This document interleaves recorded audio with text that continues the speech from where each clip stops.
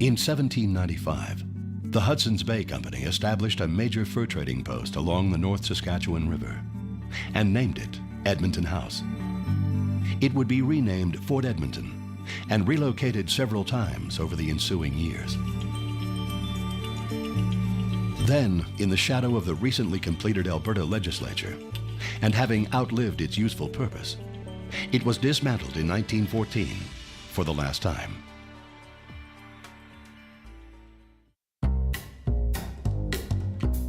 Between 1914 and 1966, the city of Edmonton's population would grow from 72,000 to over 381,000. By then, Canada had survived 2 world wars, and in 1966 was on the eve of its 100th birthday. That year, on the occasion of the club's 50th anniversary, Mr. Sam Dixon, chairman of the original organizing committee in 1916, suggested rather passionately that the club do something to establish a memorial of Fort Edmonton. Various people in the club were talking about it, and people like Archie Dixon and Sam Dixon, when he was still around, they were keen on seeing something developed in whether it was called Fort Edmonton Park or whatever it was called at the time. But they recognized there was a need for this kind of a project. After years of trying to generate interest, Sam was convinced that this was the perfect time to finally establish a Fort Edmonton memorial. His ace in the hole was a well-respected Edmontonian, businessman, and Rotarian, then club president Merrill Edwin Wolfe. He was a terrific leader. He made the idea very attractive to all of us, and so we all got behind it and we supported it. He seemed to know where he was going and what he wanted to get done. Well, he was a car salesman. He knew how to sell an item or an idea, so he did a good job.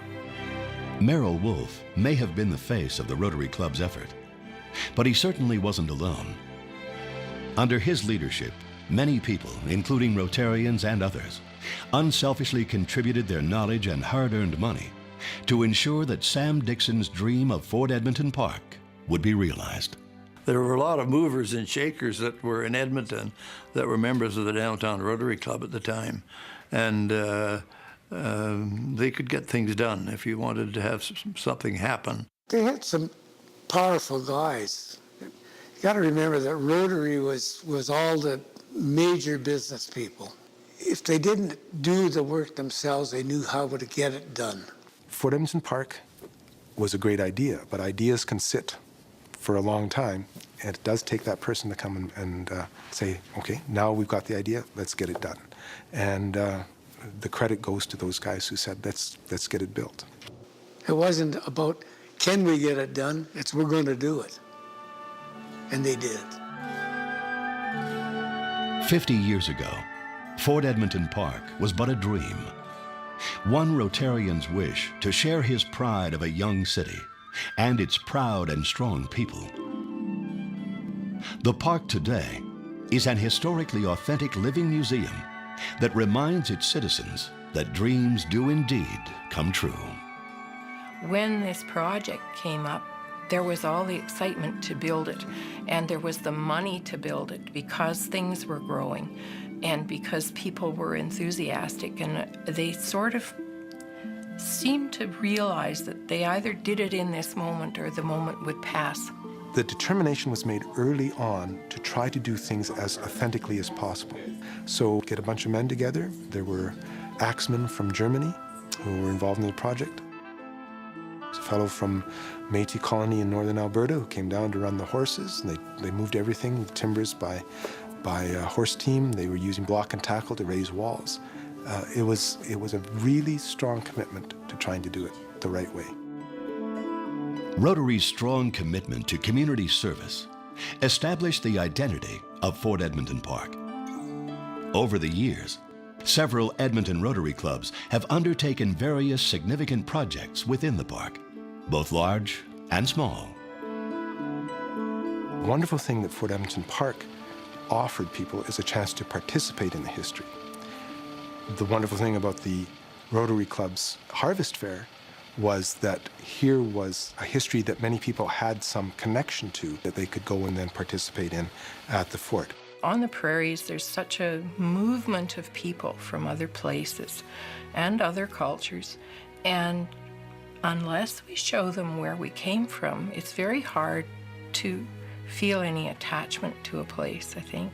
Community is the central theme of Fort Edmonton Park, and how a group of people in an unlikely place can make a million-person city in little more than 100 and some odd years.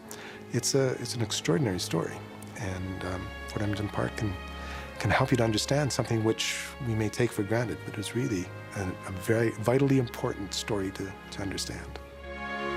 Fort Edmonton Park would not exist as it is today without Rotary's initiative and leadership. The Selkirk Hotel on the 101st Street and Jasper Avenue corner was originally called the Windsor Hotel when it was first built.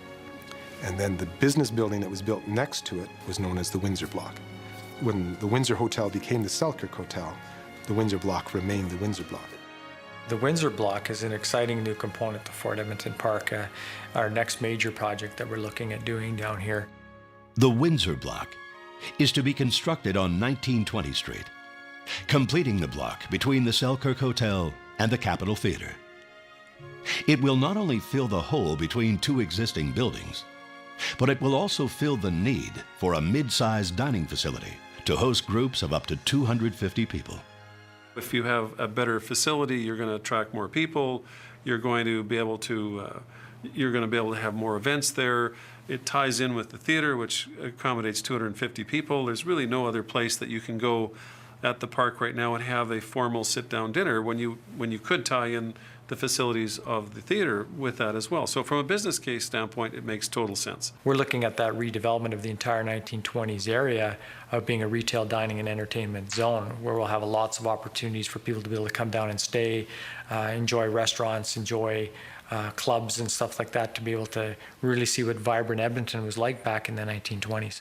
I think as Rotarians, it's not only an opportunity, but it's a responsibility that we have to maintain that connection and to be a big part and fabric of Fort Edmonton. We're fortunate enough within our board of directors to have a member, Jeff Polovic, that's involved with Rotary, that saw a need and a desire to get Rotary back involved at Fort Edmonton Park. When Jeff Polovic initially met with Gord Deeks and I to share his thoughts about creating something at Fort Edmonton, it took about 2 seconds for me to say. It was just a no-brainer.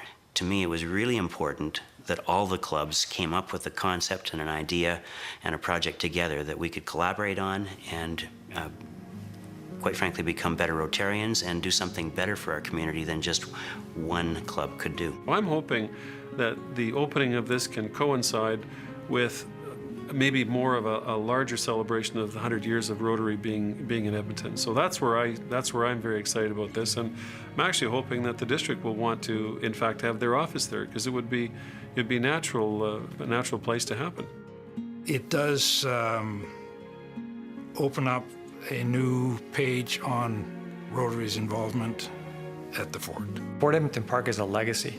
This is something that's for all Edmontonians, and this is something that, again, having that presence here, having Rotary involved, just shows how important Fort Edmonton Park is to the community. And I think Rotary, by being involved there again more, which I hope is the case, will light a little fire under it and make Fort Edmonton a place that people from around the world will want to come and see.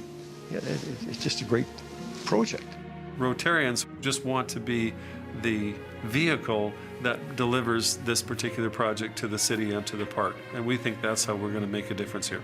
It's such a great concept that was a far-fetched dream at one time.